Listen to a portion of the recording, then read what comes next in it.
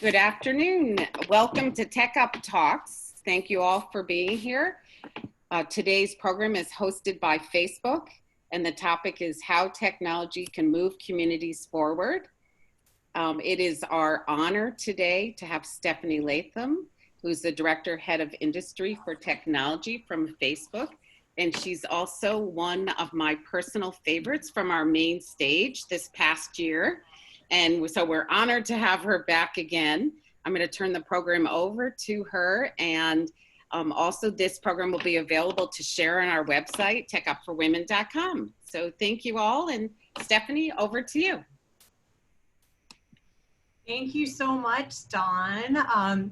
Excited to be here this afternoon, and also a special thank you to you and all of the amazing work that you and everyone at TechUp are doing and have so quickly pivoted in light of the current times. It's been inspiring to watch and also exciting to have been able to join a lot of your virtual programming. So thank you so much for that.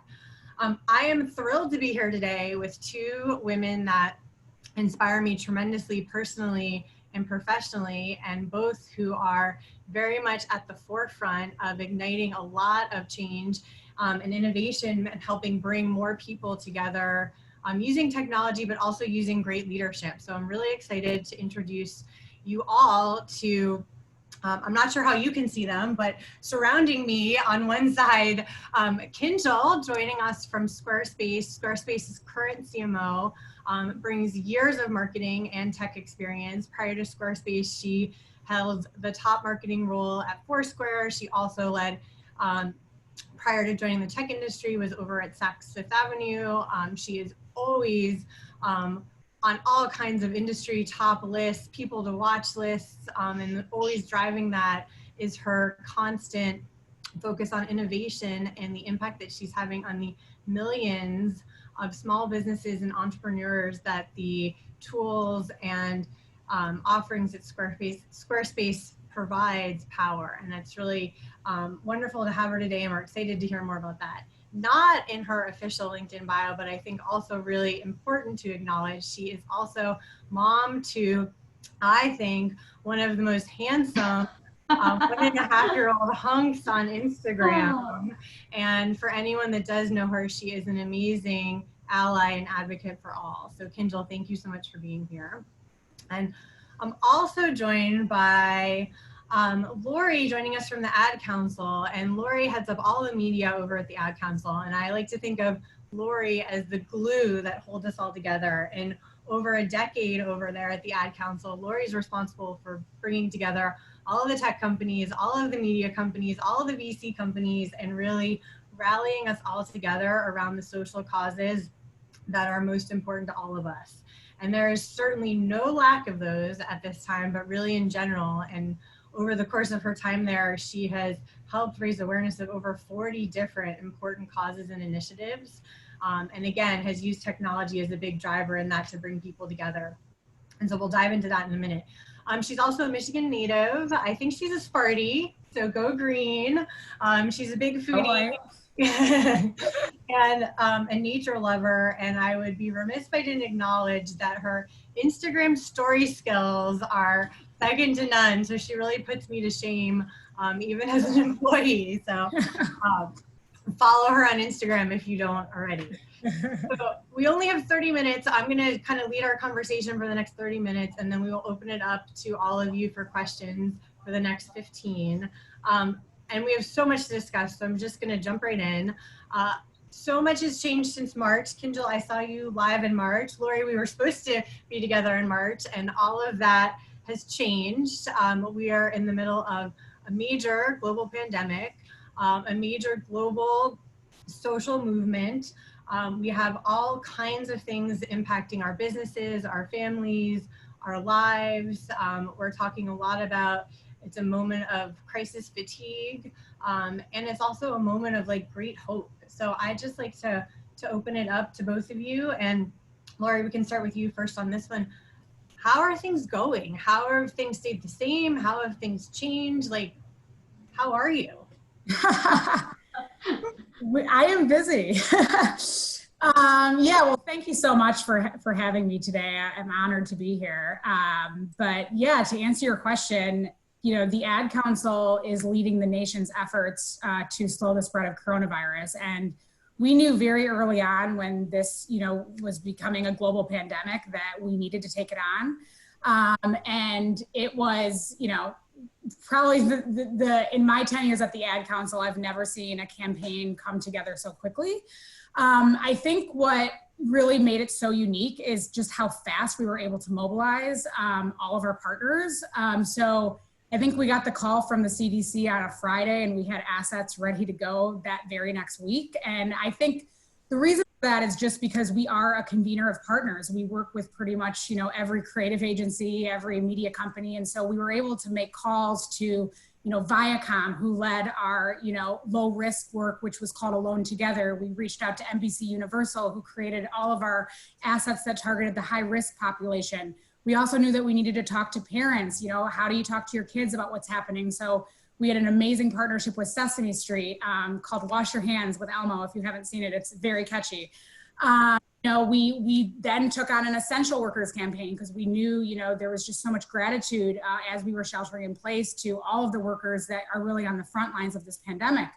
And it was really, really important for us to have, multiple partners, not to even mention the media, because the creative was one thing, but we also had to get the assets out there on every single platform. And that's really where the tech industry, really stepped up. Apple, Amazon, of course, Facebook is a huge supporter, Snapchat, Twitter, just making sure that we were getting these assets out there on every single media platform. And, I think to date, we have 255 pieces of content. We've secured $285 million in donated media, earned in social media. And I think that equates to like 17 billion impressions. But I think what's so awesome is through our tracking studies, we, as of May 30th, 77% of Americans have heard of our Ad Council COVID, related campaign. So to actually know that, we are making a difference and people are seeing these messages. Of course, now we're dealing with a crisis across multiple interrelated fronts. It's not just a health crisis. And I think the common narrative in the beginning was that this virus had no borders, no class, no race. Of course, we've seen, learned that the opposite is true. So we have, as an organization, we're now focusing all our efforts on, reaching the, vulnerable communities that are really being impacted by this pandemic, and partnering right now with Complex Networks and Wildcard to, develop some Black American targeted work. So we're very busy, and it's been a lot of learnings, and it's really just a testament to our industry. It's really what happens when we band together, during times of crisis. Wow. So much impact and so quickly. I mean, I think what's been really amazing to watch is how quickly you were able to mobilize so many people to do that. Kinjil, flipping over to you, I'm really curious to hear kind of on the other side of things, how quickly you mobilized, but to help a different subset of people that are also very greatly impacted by everything going on. Yeah, first, thank you everyone for having me. And Stephanie, it's an honor to share a panel, a virtual stage with you. So thanks for having me on. But look, for those not familiar with Squarespace, like we are uniquely positioned to have a product that can really help a lot of the people that need it, right? Small businesses and frankly, individuals that are newly unemployed and needing to find their next endeavor. And so our response was, how do we go out and help as many people as we can with this perfectly positioned product that that can really do some good, right? So we, I would say that from me personally, in the how are you doing, like I've never been more motivated to show up and give it my all, because the work is so vital and it's so critical. And I'm fortunate to work for a company and for a product that can go out and touch people in a real way, right? So Squarespace is a software company that is a all-in-one solution that can help people build their online presence and build their business. So when you have restaurants that are shutting down, and they need to pivot and diversify their revenue to online, Squarespace is a tool for them. Or for individuals that now need to make their side hustle a full-time hustle, Squarespace is a tool for them. And so our initial reaction when we heard that this was that we were going to go to shelter in place and that this was going to have a real impact on the physical world around us is, what can we do across every part of our organization to help? And what are the sincere pain points that we believe our customers as well as our prospect customers are really going to face? And so we took a critical lens at all aspects of the business. What are changes that we need to quickly move on from a product standpoint? What are changes that we need to quickly move on from a customer operations standpoint to better serve our customers and be there for them? What type of content and resources is it our responsibility to put forward? From a marketing standpoint, how do we ensure that we are highlighting the right product features and doing the right marketing to make sure that people understand that we're there and we're available as a tool? So we looked at every aspect of the company and came up with action plans and started moving from day one in terms of what we could do. And the work hasn't stopped since, right? Like, the environment has become even more sensitive and even more time urgent and critical. And so we just, in terms of how we're responding, how we're responding, we just continue to kind of roll through thinking about our customers, thinking about their pain points, what are actions, how do we execute quickly, how do we shorten our production timelines from marketing timelines to product release cycles, and we just keep coming up with ways to show up. And so it's been motivating, exhausting, but really motivating, to be honest, to be at a company that can be as helpful as we think we can be right now. I think, and I suspect many people that are tuned in, and this certainly comes up in my job every single day, talking to tech companies of all sizes, one of the biggest challenges that a lot of partners have shared is really figuring out, everything you shared, Kinjil, is sort of how you're showing up externally to your stakeholders, but also how you're showing up internally and what you need to change internally to be able to be authentic in terms of everything that's going on right now. And Laurie, this is representative in what you shared too. I'm curious for both of you, Kinjil, I'll have you answer this one first, but how you really thought about this and advice you might have for others to, where do you begin to make sure that you show up as an authentic to your brand, to your employees, and to your stakeholders? Yeah. I think authenticity is a real question that I hear a lot of marketers kind of grapple with, which is like, how do you decide when you can opine and when you can't? And I think that it all starts with, like, what is your brand purpose and what are the values that you've built around it, right? Like, your actions are just a manifestation of your values. And so if you're a brand and you feel that you want to opine, you should always kind of take the critical look and say, do I have agency to opine on this? Does this line up with my values? And if it doesn't, that's okay, right? Like, it's then time to have an internal dialogue, take a beat, get the conversation going internally about why are we reacting to this? Why do we want to opine on this? Is there something about our value system that may or may not need to change? And then start setting those values and then creating the action plan against it, right? And figuring out if you want to change how you show up internally to change how you show up externally. I think the murky water is when you try to show up externally before you've done the work internally, and that's where the inauthenticity gets in question, right? And so from a Squarespace standpoint, one of our core values is be the customer, understand what it is to be an entrepreneur, understand what it is to be a small business, have a creative project and want it to see the light of day, and what are all the pain points along the way, and understand intrinsically those pain points and internalize them to where you are coming up with solutions that you would want to to feel true to the customer. And so that's kind of how we have thought about it from a marketing perspective. We've always shown up by telling the stories of our customers. And that's how we tell our brand stories. We're like, well, here's an entrepreneur doing amazing things. And hey, if anyone in our community can get inspired by them, we're going to promote their story, right? And so it was no different through COVID for us. It felt very natural for us to say, like, what are customers that are doing really interesting things during this time? How can they be an inspiration to the community around them? And it lines up perfectly with our core values. And so we felt that it was, it was not inauthentic, and it really felt right place to be helpful in this time. But it's a real question. And I would say that if you're grappling with it and you're having the conversations and you feel discomfort from it, like, have the internal dialogue before you're figuring out the external facing messaging. I love that. And I love the kind of be the customer mentality. I think that applies across the board, right? Of putting yourself in the shoes, whatever you're selling or whatever type of company you're running. That's awesome. Laurie, but what about for you? Because in your role, there's the brand of the ad council, and then there are the values of all of the different stakeholders that you're rallying together. Yeah, absolutely. And I couldn't agree more. It's so important to, focus internally before you can determine how you're going to, show up externally.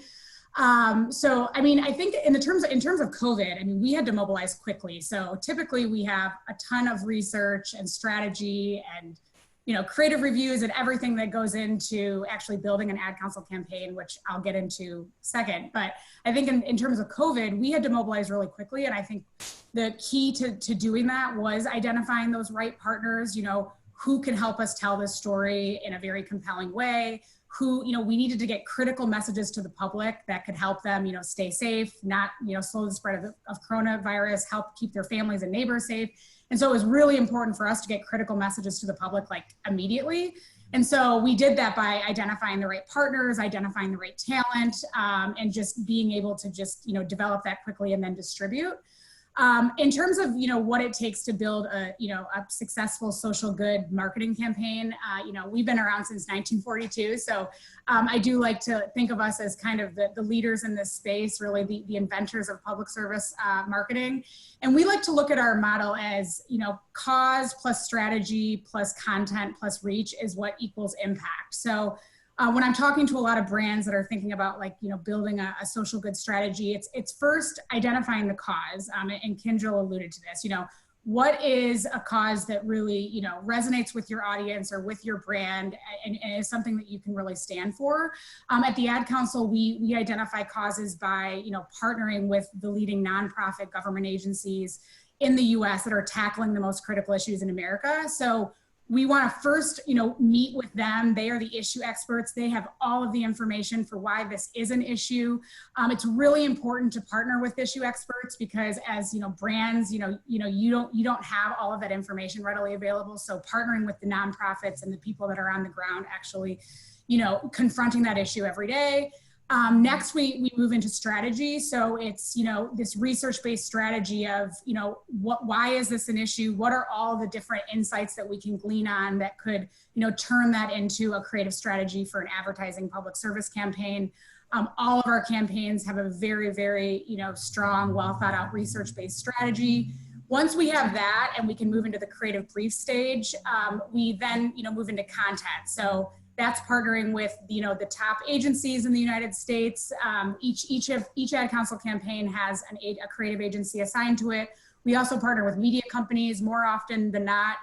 Stephanie, with Facebook, we're developing platform specific content with the actual media company because, let's be honest, every tech platform looks different. And so we need creative that really speaks to the audience on that specific platform.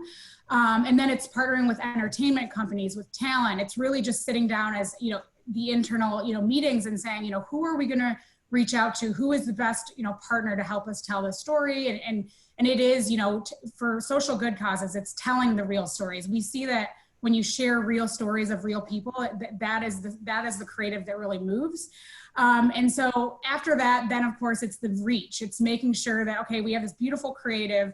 Now, how are we going to get it out there? And so that's just identifying all of the right media platforms to get it out there. And it's really those four, the cause, strategy, content and reach is where we see impact. And we do see impact. You know, I shared that 77% of Americans have seen our COVID work. So, you know, but it doesn't, it takes a lot of that work beforehand before you even get the work out to the public, typically. Obviously, when you're in a national crisis, you have to move much faster. Yeah.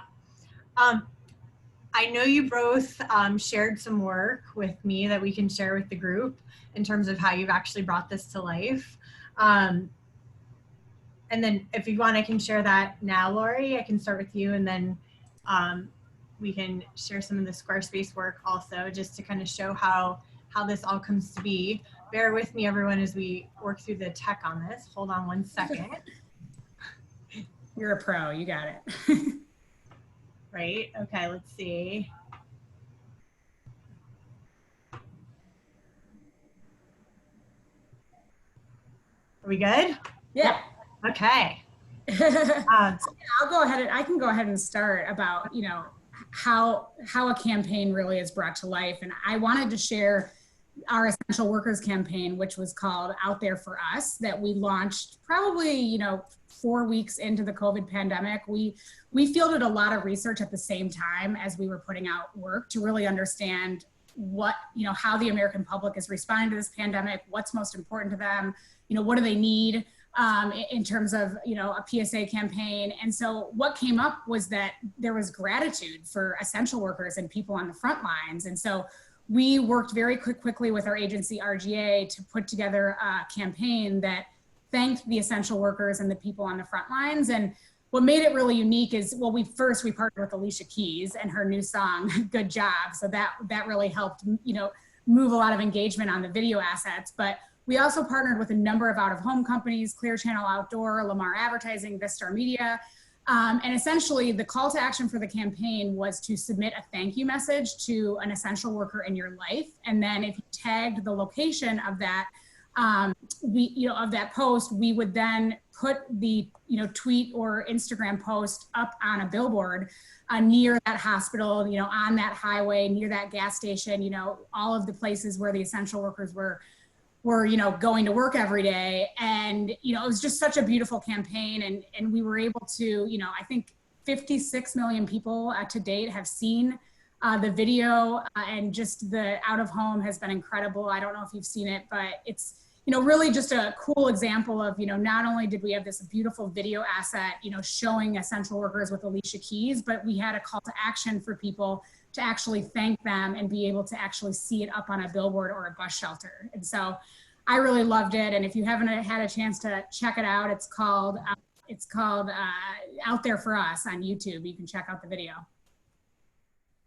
Awesome. And it's still live, right? You can still send a thank you. Yes. And and I forgot to mention, outthereforus.com is the call to action website. So not only are these going up on out of home locations, but our partners Pixley, using their technology, all of that user generated content is showing up on that website. So not only will you see it on out of home billboards and bus shelters, but you also can see it aggregated on that site. Awesome. And then Kinjil, you brought a great example of some of the work you've done to showcase some of the small businesses. So yeah. I'll over to that. First of all, that campaign is awesome. So kudos to you guys for getting it out. It's really inspiring. Thank you. Yeah. So from Squarespace standpoint, look, like we're a multi-channeled, multidisciplinary marketing organization, right? We're on a lot of channels. And so before we thought about putting work into the world, we really, like, day one, our first step was to look at all of the stuff that we already had out in the world. So we had over 400 pieces of individual creative across all kinds of channels. And we wanted to make sure that, one, it felt culturally relevant, but more importantly, that it wasn't insensitive, right? And so, like, for example, we had a radio ad and the talking points on it were like, hey, save your commute to work and, you know, start that business that you always wanted to start, you know, from the comfort of your own home. And that would have been really insensitive to keep having that out there when people couldn't actually have the commute to work in a lot of cases. And so there were multiple examples like like restaurant creatives and just, you know, what we felt was not like the right time and the right place to have those in the world. So step one for us from a marketing campaign standpoint was looking at the 400 plus pieces of creative that we had out and determining what to stop. And we didn't question what the results were going to be, the impact of the business. We were just like, does this feel right? Yes or no? Is this responsible? Yes or no? If it isn't and it didn't feel right, then let's pause it immediately and we'll figure out impact later, but let's move on that. So that was step one from a marketing like campaign standpoint. And then the next thing was to say like all of the work that Laurie did to make sure that people understood like kind of the messaging that needed to be out and how the marketing industry needed to show up for COVID. We saw that too. I mean, we are an analytics, data empowered organization. And so, you know, we were seeing that people like it didn't feel that tone deaf or opportunistic to talk about COVID. People actually were reacting really well to COVID related ads. And we were seeing that show up in kind of our always on ad panels. And so that between those two things, between making sure what we had out in the world was sensitive and that, you know, people did find that COVID ads were something that they wanted to see. We were like, okay, let's figure out what's right for us. And again, you know, I shared like our DNA for our company is we always highlight customer stories. And this was no different. We saw so many websites being launched with COVID relief type of initiatives. And so we said, you know what, to the point of the reach and the media impact and the impressions and people seeing it, the number one thing that we could do for some of our customers is be their marketing megaphone and let's like get their cause out there. So, you know, these are the type of creatives that we put out where you see it's so lightly, you know, branded Squarespace. The point was not to sell product. The point was to show that customers are showing up for the community and for their fellow business owners, and they're creating sites that were helping with COVID relief. So this was a mask site for the frontline medical workers.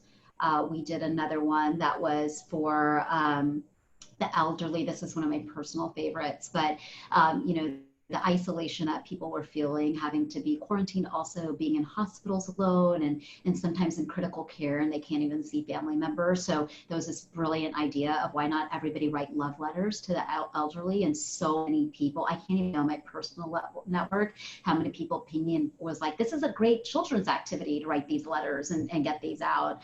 The next one was Give a Sheet. I actually bought one of these and it's been so amazing. But with the scare of, you know, the scarcity of toilet paper, this organization came up and helped artists who are really struggling and creatives who are struggling to get work during this time.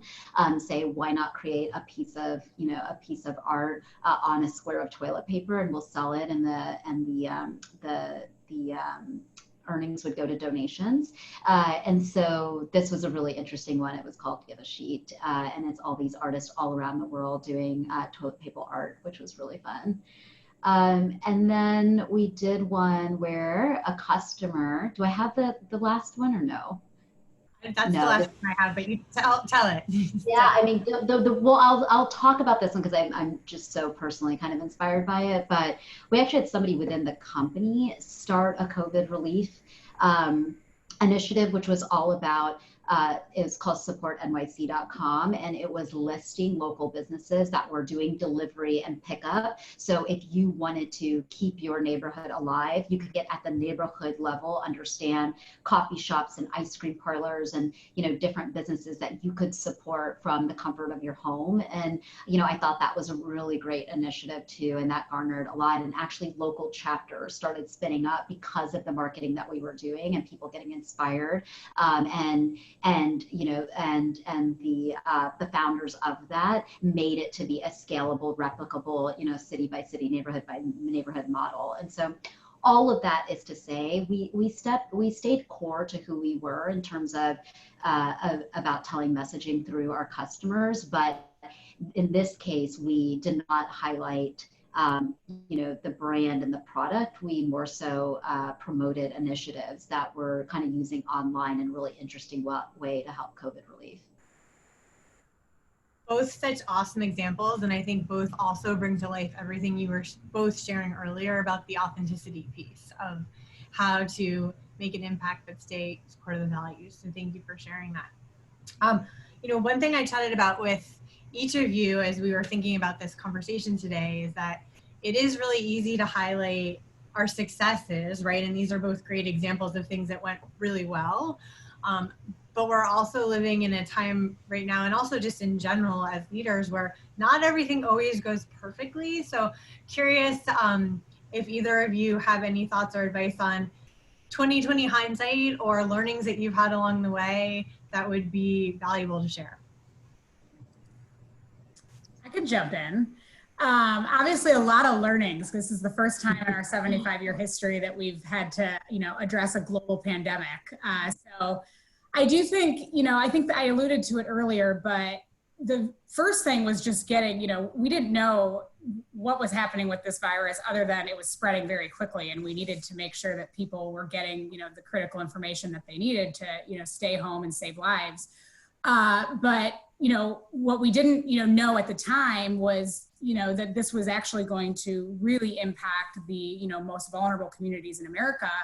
And so we had to, pivot quickly. And I will say that I'm really thankful that at the same time that we did launch this creative, we did field this research study. So we were like constantly mining social media. We were getting data every day from the CDC. We did our own, tracking studies on how Americans were responding. And so thankfully, because of that, it was very clear and evident, weeks into the pandemic that we really needed to address, the vulnerable communities that are getting hit the hardest with this. And so, now we are developing, I mentioned, these very large scale campaigns that will target the Black communities. We're partnering with Complex Networks and Wildcard Agency, and then all of a sudden, everything, kind of shifted with the racial injustice that's, happening right now in our country, and, the senseless murders of George Floyd, Breonna Taylor, and Ahmaud Arbery. We then, had to, also very quickly come up with, how we were going to respond. I mean, obviously, Ad Council has a very powerful platform, and it was really important for us to respond immediately to the racial injustice as well. And so we, over the weekend, met with, social justice leaders and organizations. And again, we're able to pivot, not really pivot, but add on to, not only this health pandemic, but now a racial pandemic that we are living through. And so, developed brand new work with Love Has No Labels, which launched last week, and then distributed the Black Lives Matters work, Rest, Empower, Beautiful, within 9 days, really pulling that together. And so I think the lessons really that we've learned is just, being willing to, pivot, make sure that you're doing like all of your research at the same time as a global crisis, because things are happening in the news every day. Things are happening, with the health crisis and everything that is unfolding. And you have to be ready as a company, especially the Ad Council, to pivot and, find new partners when needed and, do additional research if needed. And it's really proven to be very successful in our case, to be able to, change direction, on the dime, given what's happening in our country. So that is something I think we'll take all of those learnings and we will apply to future campaigns and future national crises, that we take on. Yeah, I mean, look, 2020, it's been where do you start, right? There's just so many lessons on a personal and professional level. But I would say, like, I kind of agree with Laurie, and like the biggest learning is around how do you really, really make quick decisions, right? Like, how do you build the muscle to be okay with making a quick decision, be okay with understanding that it may not be right and getting comfortable with that, and building the muscle to have conviction when you don't have all of the data and all of the research to back it, which I think a lot of us have come become really reliant on in a fast changing, sensitive, super, super critical environment. Like you don't always have the opportunity, right? And so we're here in COVID, and then, you have Black Lives Matters, and it's just a climate that you have to navigate the intersectionality of the two, and you don't have the playbook that you've built up and that your company has gotten so accustomed to. So I would say, like, the thing that I've learned is, how do you build a culture and build a team that does not get afraid of moving and taking action because they're so paralyzed by the search for perfection. And that's been like the number one thing that we've been trying to move through, is just, let's move. If we fail along the way, we will apologize, we will pick back up, we'll keep moving along. But as long as, like, we're well intended and we're committed to long-term change, then we won't let the search for perfection paralyze us, and we will build the playbook together with everyone, and have shared successes and shared failures. But it's a muscle that I don't think a lot of us have built up over time, especially with the data and research and all of the different tools that allow us to have conviction in our decisions. We've had to strip that away. And I think that that's like something that we're really working through, and it's going to carry us through now into the future in terms of how we change as an organization and making decisions. I think that's so important. On Friday, on Juneteenth, we had the opportunity to have Ava DeMornay come and speak to us at Facebook. And one of the things she said that really stuck with me is how hard she's had to work on becoming fearless. And fearless to her doesn't mean that she's afraid less. It just really means that she fears less, and she chooses to fear less. And I think everything that you're hitting on is, it's taking the risks and it's owning it, that there's no playbook, and that it's just really being conscious and intentional that you show up, and that you do have to move quickly, and you do have to kind of make the best decisions you can with the information. But the worst thing you can do is not move. And I think you both have exhibited in lots of examples, and you do in life. I'm fortunate to know you, to keep doing that and showing up in that way. So I'm grateful for that.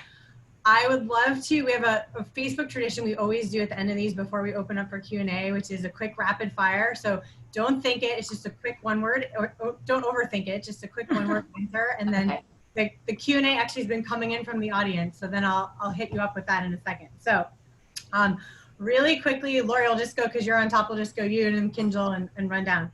East Coast or West Coast? West Coast. Kinjil. East Coast. Oh, sorry. East. 100% East. Early bird or night owl? Night owl. Night owl. High heels or flats all the way? Flats. High heels. I'm 5'2". I need all the height I can get. I need it all. Boost me up. In-N-Out or Shake Shack? In-N-Out. Shake Shack. They have a good veggie burger. You guys are really staying East Coast, West your Coast. I know, Laurie. Where East Coast, West Coast divide right now. High tech or low tech? What'd you say? Sorry. High tech or low tech? High tech. High tech, 100%. Facebook or Instagram? Instagram. Insta. All right. Thank you both. I'm going to go straight to the questions that we're getting in. So the first one comes in and it says, it's to all of us, well, we're all working remote. What is the best technology, new technology that you're using to bring us together? I mean, I wouldn't say it's new, but I've been utilizing FaceTime so much more than I ever had. And, the thing that's been the hardest for me is I have a 1-year-old, and it's like I'm not seeing the grandparents. They're not seeing all the amazing stages that he's going through right now. And we used to FaceTime, on the weekends. And now if we can catch a couple of minutes every evening here and there, we just are so equipped to dial it up, put the phone on the counter, and just let them be part of our, our kitchen, our dining room. And that's been lovely. It's not new tech, but it's a utilization of tech in a much more frequent way. And I think that that's been game changing for us and bringing our family together. not unlike probably many people, to be honest. Yeah, no, I completely agree with that. I'm FaceTiming way more. I also feel, I run our West Coast office. We have a small team of 4 people out here in San Francisco, and then our headquarters are in New York City. And so we've always been, kind of remote, but they've always been together in our New York City office. And now we're all remote, and we do this, Monday and Wednesday team status call just on, Ring Central. And it honestly feels like we're all closer because we have this like FaceTime. We're all remote now, and so it's really our time to connect as a team. And everyone's just been kind of talking about how we feel more connected now, even though we're not in person, than we almost did when we were in the office together, because we have this dedicated time every Monday and Wednesday to really talk and catch up. And so I've just really enjoyed, that technology, just like more virtual, like video conference calls than I have ever had in my entire life. But it makes for, just better business, I think. It's really just proven that we can all work virtually and do it successfully. I have to plug the Facebook portal. I normally, I wouldn't even do this. I don't get any credit for it, but it has literally saved COVID and quarantine for me. I, like Kinjil, have little people, and unlike FaceTime, the portal camera follows them around. So we literally have one in our kitchen, and we can be cooking and it follows them, and it's been really essential to staying in touch with family, but also it's been essential staying in touch with our team. So there's a desks app that kind of replicates your pod at work and things like that, and I'm a huge fan of that. So I love all the video conference calls with the Facebook team that I work with. It makes me want a portal so bad because it will zoom in on their face, and when they talk. We can solve that. We can take that offline. We can totally solve that. Next question. Among all the challenges and hardships in 2020, what have some silver linings been? I can probably take that. We've always wanted at the Ad Council to launch our own PMP, just because we're getting so many requests and we have to tag so many different assets and distribute them to all of these different media partners because of COVID, and we were having so many requests, and thank God the media industry just wanted to support and they wanted assets quickly. And so really kudos to my colleague Liz DeAngelis Johnson, who finally put a stake in the ground and said, we need our own PMP. And so now we have one, and media partners can donate data, they can donate media inventory through our PMP. We're working with the trade desk to really bring it all together. But with this new technology, we're able to distribute creative assets, optimize performance, control key variables like targeting, making sure that these specific assets are reaching these specific targets, which we didn't really have that type of control before. It was, we just were giving assets to the media companies and they were doing, placing the ads. But this has proved to be really beneficial, not only to us, but also to our media partners that can just put all of the inventory through this PMP. And know that, we at the Ad Council will make sure that it's reaching the right, the right target audience and that we're pulling all the right levers. And so that was just really exciting that, due to this time, now we have our own PMP, which, I think will prove to be super successful, as we continue. Yeah, I can go. So